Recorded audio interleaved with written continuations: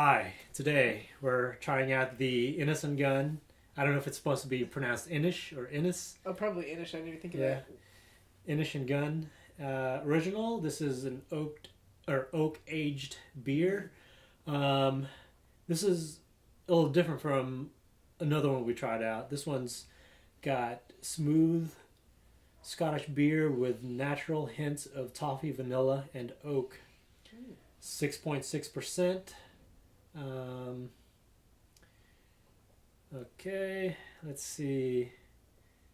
Okay, so got some flavor text Nice. here. To make Innis and Gunn, we had selected barrels which are packed with the most delicious oak flavors. Over many weeks of our unique maturation slowly unlocks these flavors from deep inside the oak grain.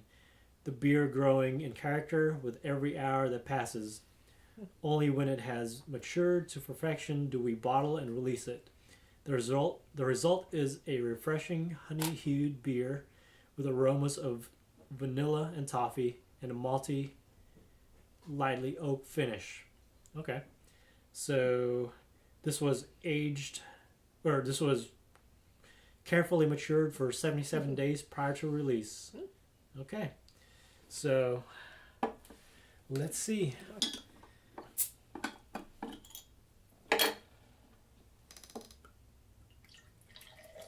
Ooh. It's a nice color. It's a good hit on it, too. Wow. Actually, it's very similar to the Mm-hmm. Boulevard.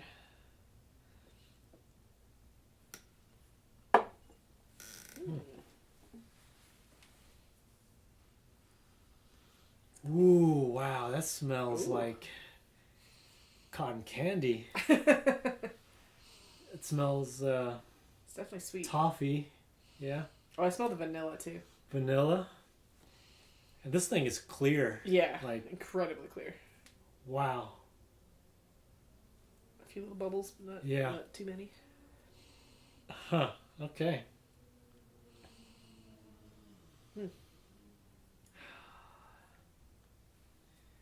All right.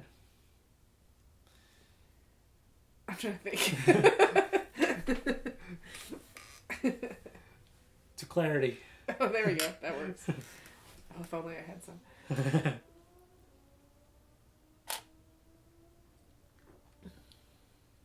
Ooh. Man, that's smooth. That's so Yeah. good. That's not what I expected. It's a little.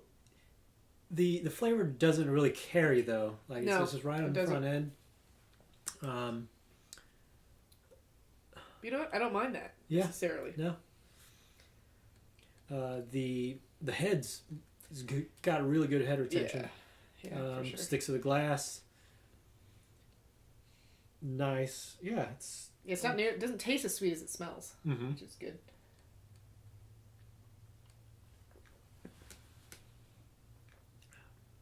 Ooh, I can really taste that bourbon now. Mm-hmm. But it's not overpowering. It's No. still It's not. yeah. Compared to like some Omegang stuff, Yeah, that's just overpowering. Yeah. You know, like it just tastes like whiskey. yeah. I mean, yeah, yes, I get you trying to really bring that out, but I mean, you can just Subtle. shoot. You know, like, Yeah. you can have a shot of whiskey and Well, that's what I feel like when I'm doing it. I might as well Yeah. just be drinking some Jack. yeah. That's good. But so Annihilation. Yes. The world that they were in was incredible. Yeah. It was out of this world, Yeah. you know. But it was Yes, in this and it world. was. But It it was was out of in this this world. It was from out of this world, Yeah. but in this world. And they definitely did a good job Mm-hmm. throughout it. I mean, obviously, they first start seeing the flowers, they talk about it, but then even Mhm. just as they walk, the colors are Mhm. just so it's just subtly there. They don't have to talk Yeah. about it every time. They just kept it going for sure. Yeah.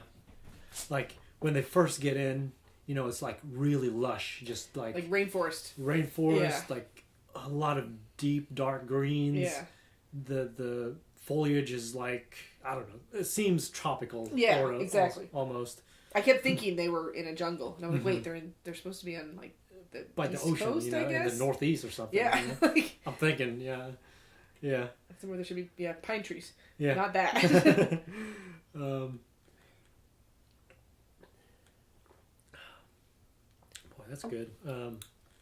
But then, like as they, and what's prevalent throughout the movie is the shimmer. You know, like the that oily. You know, like Yes. when you see like a Like drop of like oil on water. Yeah, that's true. You know, it's just, Even the colors that were within the moss and the flowers had that same color. yeah, exactly. I didn't even notice that. So many elements were just infused with this shimmer. Well, see, that's why I took the. It's not necessarily. It wasn't necessarily a negative alien. Which, I mean, that's just humanizing, of course. But everything was bright colors, happy feeling. Yeah. It wasn't... I felt like in a lot of movies, sci-fi, if it's something horrible, they just, like, burns everything. Everything dies and turns black. And this was, like, the opposite happening. Right, yeah. So it's like, well, it's trying to improve Earth. Yeah. Maybe we're destroying it and it's trying to make it better. Yeah. Maybe that's the whole point. And, it was just refreshing to see, you know, a sci-fi that... the things that... were just blatantly bad, you know, the monsters and this and that, were only in certain parts, and it wasn't prolonged, you know, like it's just the journey of like what is going to happen. I didn't know what was going to happen the whole like a lot of the movie. There was a few spots that really and it was interesting. The woman that was killed by the bear. Yeah, the first time? Whatever the thing was. The one that had tied him up, or the first one? The first one. The first one? She comes back as that, with her voice in that monster, and they were saying, oh, what a horrible way to die. She was the one that just lost her daughter. That was why she kind of gave up on life. Uh-huh. The one that basically wanted to kill herself is the one that ends up turning into, sort of on the good side. Becomes a flower, doesn't die in a horrible, destructive way. I just thought it was kind of interesting because you'd kind of think that'd be flip-flopped. Yeah. But it was sort of like redemption for her, maybe? Yeah. The one who's trying to kill herself all the time. Just it's like, you know, what a horrible way to go. Yeah. And that's the last memory anybody has is me, like, screaming in pain. Yeah.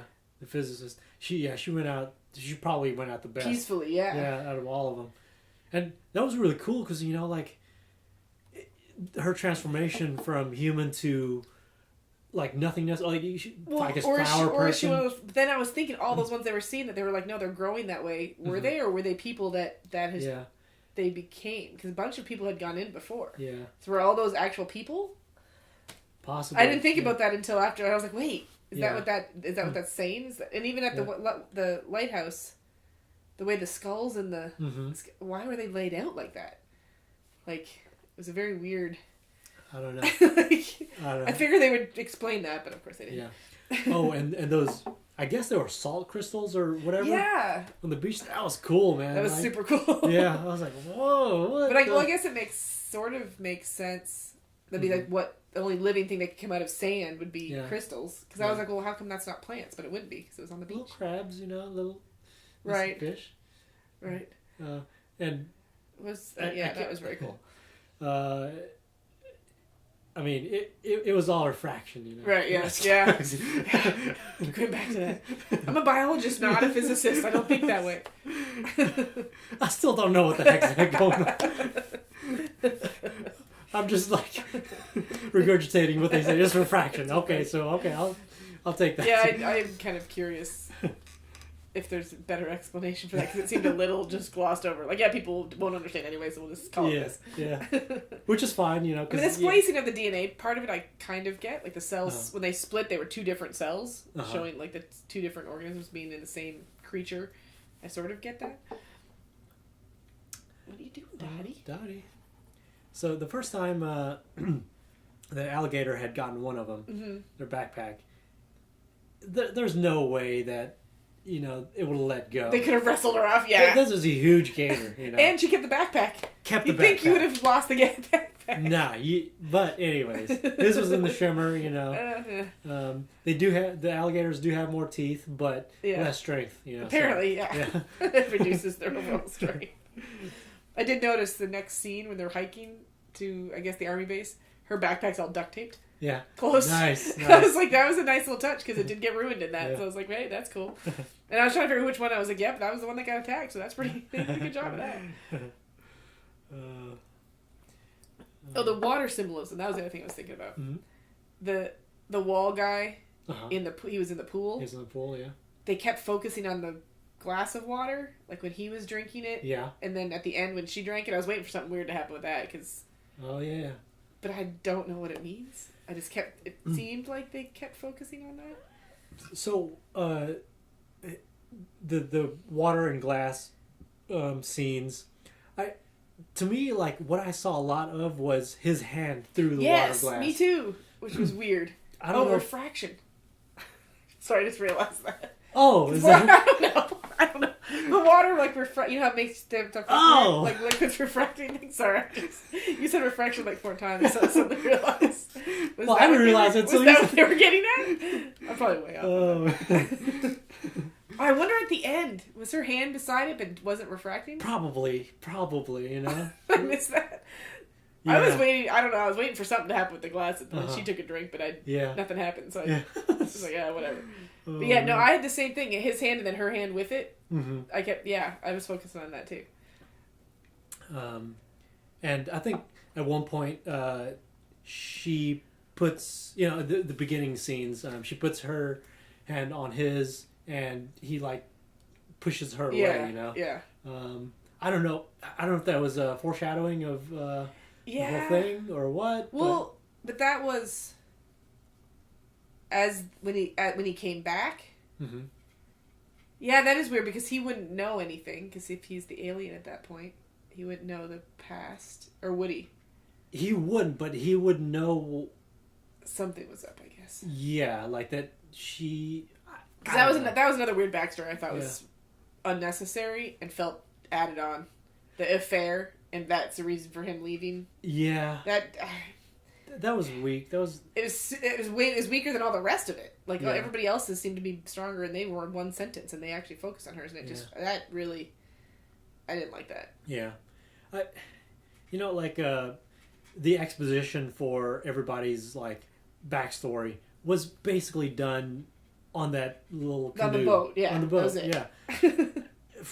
Come on, I mean, string me out a little bit more. That's reveal one at when they're all sitting around the table earlier, and then one other one somewhere. Yeah, just to list 4 of them in a row with one sentence. I just really.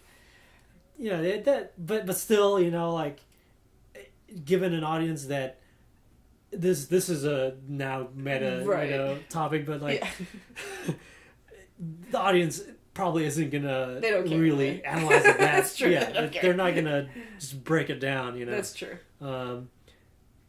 And it's unfortunate because it needs to be broken down because I think it's a good movie. It's a really good attempt, at least at a new type of sci-fi. Yeah. You know. But I have to give it to movies. I always complain about stuff like that, but then honestly, if they did that, it would be a 4-hour movie. Yeah. And not necessarily 4 hours. That's true. And maybe. I do like my 4-hour movies, you know. Yeah. I like intermissions. I do too. Hateful Eight was amazing. Mm-hmm. And hit an intermission. It reminded me of that because of Jennifer Jason Leigh being in both of them. Mm. And she was really good in this movie too. Yeah. Such a brooding character. I love the end. Again, the end. Oh, so weird. Yeah. I think one movie that needed an intermission that didn't get this is off topic now. It's on topic. It's all on topic. Is Blade Runner 2049. I have not seen it yet. Oh man, it needed an intermission. Because it's like 3 hours, isn't it? Something like that. Yeah. It could have been expanded, I feel, really? You know, still. Really? And put in that intermission still, you know, like, it was a great movie. Yeah. But. I don't disappoint, I haven't seen it. Yeah. So, you know, what do you call it? Blade Runner is a kind of like, not really a robot uprising, but it sort of is also. Yeah, you know? I mean, the original is ish. Now, this one is more of an alien invasion, you know? Like, Annihilation. Yeah, definitely. invasion or invasiveness. I don't know what you deem it as, but yeah, because were they? Yeah, because I mean, again, she could have been lying at the end, but what was the reason? Were they coming here for a reason, or was it just accidental landing, and then it just tried to do what it could? Yeah. Because it didn't seem like they were. Yeah, it's hard to say. Just like something from outer space, Innis and Gunn. This is the smooth Scottish beer with natural hints of toffee. I don't know how to distinguish one Innis and Gunn from another, except for the color and this little, little part at the bottom. But this is Interstellar. Excellent. Not the movie because that sucked. This is good. Not a fan of Interstellar. No. No. That was a movie that could have used an intermission. Or just cut out the last half of it. It needed to be expanded and brought expanded. It was already too long. It was too long, but the pacing was wrong. Yes. It was way too fast. Yes, that was the problem. That was his problem. That was his biggest problem, Oh, no. The biggest problem, the dude stuck in a freaking bookcase. It's stupid. Sorry. Wait, that what am I thinking of? Yeah, that's it is. Yeah. No, that was right to the movie. That was right. Matthew McConaughey stuck, and that's how he's messaging him. Yeah. Well, no. I don't know. It's not. Yeah. I liked the movie, but same as this one, problems with some of the plot. Just I hated the movie, but I like that. You like the guy stuck in a bookcase? Yes. So dumb. That was perfect. It brought the story back, full circle. But that way they did that, it just was cheesy. You probably like the end of Contact too, where she's on the beach with her dad, and that's the alien. That was great. Oh, so dumb. No. I don't know what I want at the end of a sci-fi movie, but I don't want that. But no, I can't seem to. I don't know what I want. But every time it's like, even this one, the reveal of the alien is this. Oh god, jeez. What? Okay. Now, one connection between Interstellar and Contact is Matthew McConaughey. Yes. Yes. And I liked both movies ish. Contact, I have some issues with, but I did like both movies. The destruction of the capsule thing, and then the rich guy's like, "Here, I'll just make another one." It just seemed, again, really fast pacing of like all of a sudden there's just another one. It was real fast. With no explanation of why. Just suddenly they have a new one. Like, really? Yeah, because why build one when you could build two? I suppose. I forget what his reasoning was. I don't either, but it was like that. It was. Yeah. It really was. Felt very strange. But that was great. that is like a testament to I think it was made early 90s or late 80s. Yeah, early 90s. But that's great, Yeah, that was very much. You're pretty right. Standard, boilerplate, early 90s, late 80s writing, yeah, very much so. One line fix for like a huge issue. Well, like Contact was a book too. So did that happen in the book? Or was there more explanation of what was going on? There probably was. There probably was. That just felt very, Yeah. I remember being like, wait, what? Because when it blew up, I was like, oh, they're going to have to figure something else out. This is going to be really interesting. Yeah. Nope. I was going to do the exact same thing.